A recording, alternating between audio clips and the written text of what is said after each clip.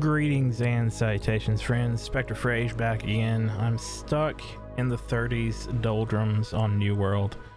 So this video is going to be about the Elder Scrolls Online, specifically for newer players to help them develop better game sense earlier on in the game. Random normal dungeons, or RNDs, are one of the fastest ways to farm transmute crystals, and also they grant a hefty chunk of XP each day. This is especially true if you're running with a pre-made group of high levels with one low level in tow. If not, you're at the mercy of the queue finder, which can be a fun experience depending on what you end up with, but can also lead to some wasted time. So here's 5 tips to help things move more efficiently in your queue finder group. Without further ado, let's get into it, starting with number 1. Stay with the group. Dungeons in the Elder Scrolls Online are broken up into about 5 or 6 boss fights, mini boss fights, with various trash packs interspersed throughout. Some higher level players will skip the trash fights altogether, try and save time. This, in my opinion, is a mistake, especially if you're farming gear, because even though it's a very small percentage, those trash mobs still have the chance to drop a piece of gear. Sometimes though, you'll find that the tank or fake tank, whatever the case may be, in the group is simply trying to condense those sparsely grouped trash mobs into a nice pile for quick dispatch. If this is the case, it's definitely important to stay with the group. Mobs and ESO work on line of sight, and most of them can be corralled without having to use any kind of chain mechanic, simply by going and hiding behind a feature on the map. And usually, especially if I'm running as a tank in a random normal dungeon, that's what I'm trying to do. This only works though if everybody in your group is staying grouped up and out of line of sight of all this huge train of mobs. Most of your more experienced players are going to be able to know how many trash mobs they can pull to a certain location. Not trying to skip over them, just trying to make it one nice big fight instead of 10 little ones. If you're lagging behind in the group trying to fight all these stragglers, you're either going to get killed or you're going to cause them to not be a part of this grand melee up ahead where everybody else is stopped. So staying with the group is also important if you want to stay alive, especially if in a group with a dedicated healer. The tank and the healer should work in tandem and dictate the tempo of fights. Heals and ESO are mostly ground-based AoEs, so if you're outside the radius of healing springs, you're not receiving heals or valuable buffs that can aid with your DPS. In summation, point 1, if you're in a group ripping through the dungeon at the speed of light, try and stick with the group. It's where things will be the easiest for you. It's where the heals are. Yeah. Moving on. Number 2. Don't stand behind a tank. If you have a real tank in your group, that player's main job is going to be trying to face all the nasty conals, cleaves, heavy attacks, one-shots away from the group. That means that the boss and the tank are going to be having a staring contest for most fights. If you're looking over the tank's shoulder, you're going to die. If you're standing behind the tank, you're also more than likely missing out on the passives that increase damage output while you're behind or flanking a target.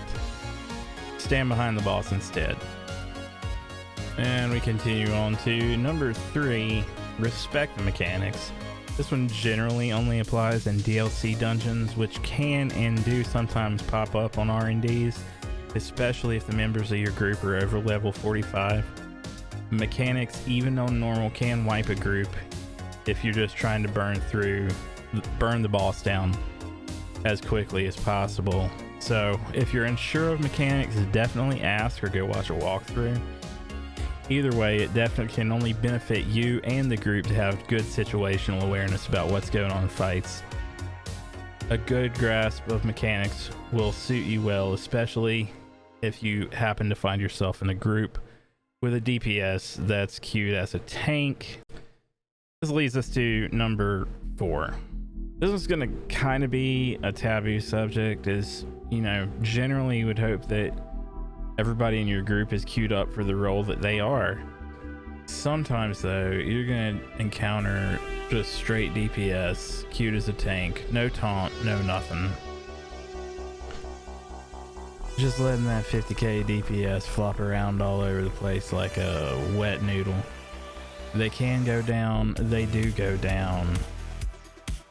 It happens. If it's a DPS that's queued as a tank, but they have a taunt on, that's called fake tanking. I don't have a problem with that, especially on the starter dungeons.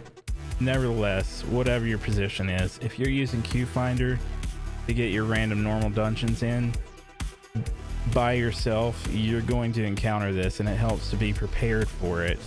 Or your tank could go down, and you may find yourself the focus of all that boss's rage. If you find yourself having to kite the boss, kite that boss in as small of a circle as you can. Just stay calm. I'd suggest using Raid Notifier and setting enemy AoEs to a bright color. As long as you're staying out of any of the ground effects and just outside the range of that boss's heavy attack, you're gonna be fine. Running around like a chicken with your head cut off does 2 things.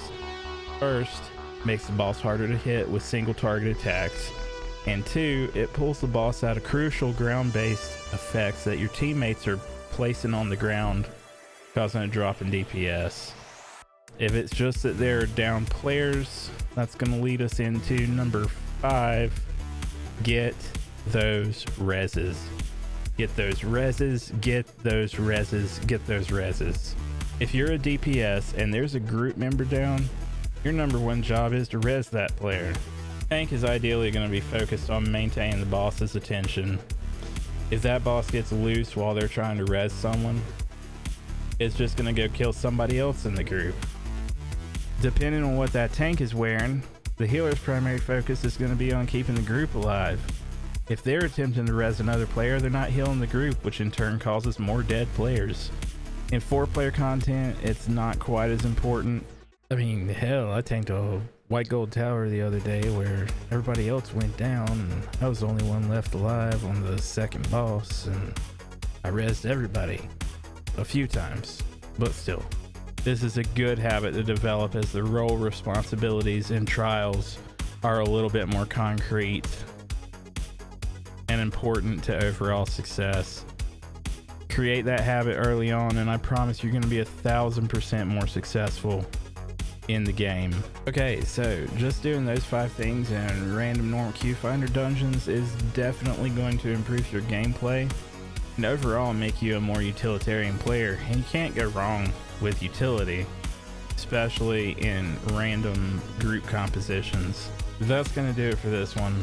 If you like what you saw, give us a like. If you want to see more of it, drop a sub, write it in the comment section below, etc., etc. Take care of each other out there, and we'll see you in the next one. Adios, auf Wiedersehen, see you later. SpecTRe logging off.